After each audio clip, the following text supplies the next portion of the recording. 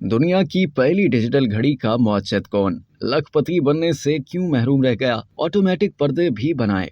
1961 में Thomas Bromley नामी एक इंजीनियर ने दुनिया की पहली डिजिटल घड़ी इजाद की थी। मुअज्जिज़ ने इस घड़ी को अपने घर में बनाया था। रिपोर्ट्स के मुताबिक थॉमस ब्रोमली ने 3 साल तक अपनी घड़ी का सनदे हक के इजाद अपने पास रखा, लेकिन फिर इसकी तजदीद नहीं करवाई, जिस पर हजारों पाउंड खर्च आता था। पहली डिजिटल घड़ी को 2018 में नीलाम कर दिया गया था। घड़ी का मॉडल 460 पाउंड में फरोख्त हुआ। नीलामी के मुंतज़मीन के मुताबिक मुअज्जिज़ ब्रोमली ने सन 1964 में ब्रसेल्स में सैलून डिसइन्वर्टर में ये मॉडल बनाने पर अवार्ड हासिल किया, और अगर वो इससे मुतालिक पेटेंट यानी सनदे हक के इजाद की तजदीद करवा लेते तो वो लखपति बन जाते। इस घड़ी की सनदे हक मिलने के 1 साल बाद जापानियों ने बिल्कुल ऐसी ही घड़ी बनानी शुरू कर दी, जिसकी कीमत कई हजार थी। नीलामी के बाद ब्रूमली के बेटे डेविड ने कहा कि वो कुछ अफसुर्दा भी हैं, क्योंकि उनके वालिद को कमर्शियल बुनियादों पर क्रिसमस से कबल 20 ऐसी घड़ियां बनाने का ऑर्डर मिला था, लेकिन इनके पास इनकी तैयारी के लिए कोई सहूलत नहीं थी। उन्होंने दुनिया की पहली डिजिटल घड़ी से मुतालिक बताया कि ये हमेशा मेरी वालिदा की अलमारी में पड़ी रहती थी। एक इलेक्ट्रिकल इंजीनियर से रातों रात मुअज्जिज़ बनने वाले ब्रूमली ने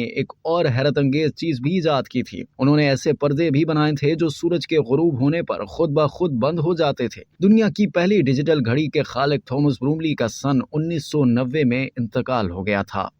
अब तक के लिए इतना ही। मज़ीद जानने के लिए सब्सक्राइब कीजिए डेली जंग यूट्यूब चैनल और लाइक कीजिए डेली जंग फेसबुक पेज।